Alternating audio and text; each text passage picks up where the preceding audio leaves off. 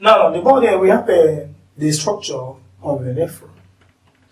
And this nephron has 6 regions. The first region is this part that only exists on the surface of the cortex. That's the outer lobe of the kidney, the outer region of the kidney. You have this particular region. This particular region is called the Malpighian body. Malpighian body. Malpighian body. And it comprises of glomerulus plus Bowman's capsule. You look at the glomerulus here. This particular surface is glomerulus, and this cup shape is the Bowman capsule. So these two structures makes up the first region. And the second region is this region, this particular region here. So on the second region, we have the proximal convoluted tubule. That is this region, this particular region. Remember, there is the first region here. So the second region is the proximal convoluted tubule. That is the second region. Then this is the third region here. The third region is the descending loop of Henle. This is the third region. This is the first region, second region. This particular region from here down here, the whole of this particular place going down is the third region. This is the third region, the descending loop of Henle. And then this particular region, this particular part here, and this big part here is the ascending loop of Henle. This is the fourth region. Then this particular twisted part is the fifth region. And then the last region is this particular dots, collecting dots. This particular region is the sixth region. Okay, so these 6 regions, reactions happens there. Urine move in these particular regions in this manner. First, this particular nephron is well vascularized. Take note, well vascularized. Okay, well rich in vessels. So that means substances are well supplied in each of these regions. I'm going to start with the first region, which is called the Malpighian bodies. This particular region. Okay. Now, substances go into this particular nephron. Look at how it does that. This is the entrance of substances into the region, into the tubule. Okay, substance that goes in here does that from the heart.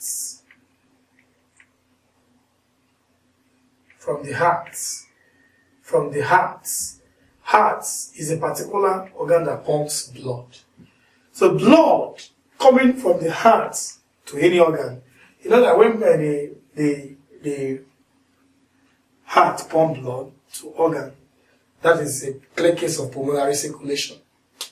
First of all, the heart pumps blood to the lungs, then that's double circulation. It goes back again to the heart, then from the heart, it now goes to different organs. Basically, we're talking about heart and the kidney. Okay, blood coming all the way from the heart to the kidney is at very high pressure. And in substances, some substances like water, substances like glucose, substances like urea, substances like salt, substances like plasma proteins, and the rest. These particular substances all enters this first region called the Malpighian body. In fact, the first part of the region that accepts these substances is the glomerulus. The glomerulus is just like a filter. This aspect is so these substances were able to go in here and get themselves filtered. They are filtered at high pressure. Yes, filtration at high pressure is what we call ultrafiltration. ultrafiltration. Filtration. So ultrafiltration is one particular process that is leading to the formation of urine. Ultrafiltration basically occurs in the bone marrow, in the glomerulus urina capsule. Occurs in the glomerulus specifically. That's where it occurs. What is ultrafiltration? It is just called filtration that is done at high pressure because blood carrying these substances move to the kidney at very high pressure. So these substances are filtered. But there are some of these substances, like water, glucose, urea, salt, and plant protein. There are some substances that cannot filter, that cannot be filtered. Particularly, they have large solutes. Okay, example of these substances here that are brought here that do have large solute is plasma protein. So during ultrafiltration, plasma protein will not be filtered. So what filters through is water, glucose, urea, and the mineral salts. Why do they filter? Why water, glucose, urea, salt filter in this particular region of the nephron? Why is this particular solvent molecules filtered? It's because of their small size. The molecule size is smaller, and that will increase its filtration process. So these particular substances, out of these 5 substances, 4 filters. Plasma protein, which does not filters due to its large size, remains in the glomerulus.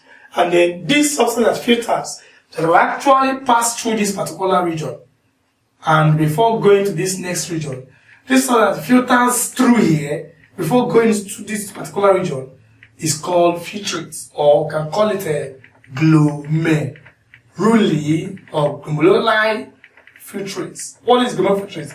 These are glomerulus substances. Substance that filters in the glomerulus are called glomeruli filtrates. What are these substances that filters through? The substances that filters through is water, glucose, urea, and the mineral what? Salt. Remember I said plasma protein will not filter. Reason being that the size of the molecule or molecular size of plasma protein is so big that it cannot pass through the tissue of the glomerulus. Glomerulus is one tissue that looks this way. This is the structure of glomerulus. So it has a particular hole or size that can allow particle of small size to pass through. Let me assume that water molecule is of this size, glucose is of this size, urea is of this size, salt is of this size, but plasma protein is of this size. So if you check this particular solute, this one is water, this one is salt, this one is glucose, and this one is urea. So this particular substance here can be able to go through this mesh. Okay, this is exactly how glomerulus, the size of glomerulus. So these substances will pass through the glomerulus, but this particular plasma protein remains there.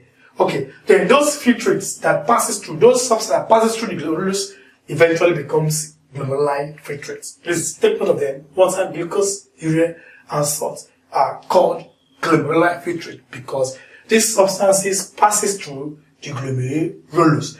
After that, this glomeruli filtrate, which contains water, glucose, urea, and salt, all are filtered in the proximal convoluted tubule. All filters, all, when I say all filters, all passes through this convoluted tubule.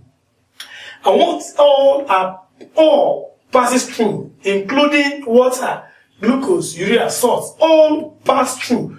But once all pass through this particular filtrate, look at all substance that passes through here. Water will pass through the proximal, glucose pass through the proximal, urea pass through the proximal, salt pass through the proximal. All of them passes through the proximal tubule. But in a particular region, called this particular region here, called the loop of Henle. Even though there are 2 types of loop of Henle, the ascending and the descending and the ascending loop, but they are just called loop of Henle. In this loop of Henle, only water here is reabsorbed. In the proximal convoluted tubule, glucose is somehow reabsorbed. Urea will remain for some time, salt will remain for some time. Now, the large quantity of water reabsorbed in this particular region of the nephron, which is the loop of Henle, the water stays here for some time for what we call selective reabsorption. Yes, there are three processes that lead to the formation of urine. One we just mentioned, ultrafiltration. Yes, ultrafiltration has taken place. The next thing that will happen now is what we call selective reabsorption. Yes, selective reabsorption is the second process that happens prior to the formation of urine. What is selective reabsorption? Now, there's what we call osmotic pressure. Somehow, there are some certain reactions that upset osmotic balance. Yes, osmotic balance can be can basically got upset in its tissues, and sometimes if that happens, the concentration of salt or sugar may be so high than normal that means it requires that this water that is kept or that is reserved in this particular region will be what? Reabsorbed again back to the blood. Okay, should in case need arises. So should in case there is a need of this water kept here will be reabsorbed, because then the walls of this particular tube is highly permeable. Highly permeable is not semi-permeable, it's just permeable. Highly permeable means that it will allow movement of water molecule out. So the water stores here. When this osmotic pressure increases, much water. Supposing we have this kind of volume of water here, when this osmotic pressure goes high, it means that almost 95% water stored in the loop of Henle is selectively reabsorbed back to the body. Then the remaining 5% will be kept. The 5% leave this wall to restore some osmotic balance, or called osmoregulation. Remember that there are other functions of the kidney, that the kidney is a chief osmoregulator. There are two main functions of the kidney, which is the kidney is a chief osmoregulator. What is osmoregulation? Osmoregulation is the maintenance of water to some balance in the body fluid. Why the kidney also has this kind of role to play, which is excretory function. Okay, removal of this nitrogenous waste. So now 95% out of the 100% of waters are reabsorbed here. 95% is selectively taken back to the body. Then the remaining 5% remain. Now, urea is never reabsorbed because it's very toxic. Salt is reabsorbed, but not reabsorbed at this region. So the remaining substances that are not reabsorbed, remember that glucose has been selectively reabsorbed in the proximal completed tube. Now, because this particular tissue is well vascularized, so all the substances will now go through the vessels and they are discharged via ascending loop. When they go by ascending loop, and this particular region called the distal, salts and some water are reabsorbed. Remember, we still have 5%. About 2% of water is reabsorbed. About some salts are reabsorbed. Urea remaining with 3% of water and then some salts. Okay, 2% of water remaining that is not that we not reabsorbed. Remember that 95% of water we are reabsorbed in the loop of Henle, and then 2% are reabsorbed in the distal.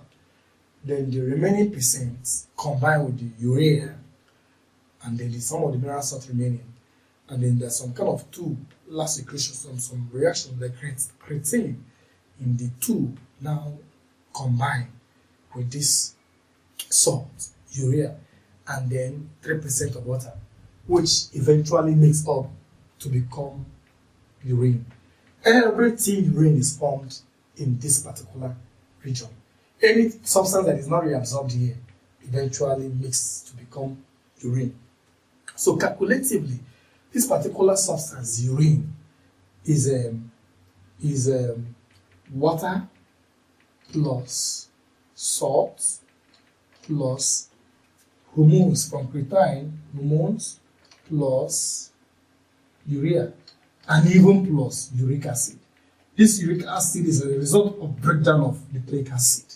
So this is the composition of urine.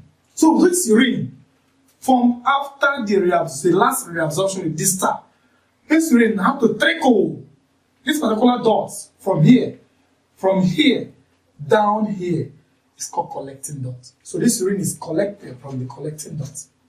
The urine is going to go by high pressure. That same pressure that moves this substance here is what is taking it here. Once it go here now, remember that this particular region from this cap up, this cup up is the cortex. This side down is the medulla.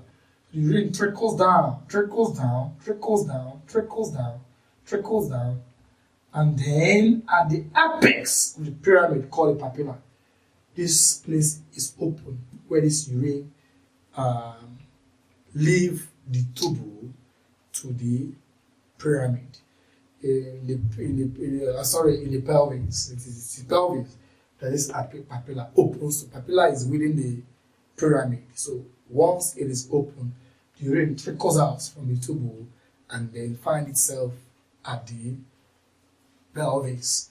The pelvis is in a slanting position. So immediately the urine goes there, the pelvis empty the urine immediately into the ureter. Okay, from the ureter it goes to the bladder. From the bladder it leaves the whole body through the urethra. So these are the mechanism of urine formation. The last mechanism here of urine formation is secretion, which we call hormonal secretion or tubular secretion. That is when some of the substances in the tube, like hormones, actually combines with some of these remains of substances that were not able to completely reabsorb by the kidney. But again, in the case where osmotic pressure, because this particular individual that has high osmotic pressure that mandates that this particular nephron should absorb up to 90% of water. What if it is in a case whereby the osmotic pressure is so high? So that means the amount of water that is going to be reabsorbed from the loop of Henle will be so small. Maybe I'm thinking about maybe 20% of water could be reabsorbed out of 100. So the remaining 80%. Okay, so let's say that the osmotic pressure is low, and then this particular wall becomes permeable to allow 20% of water to be reabsorbed.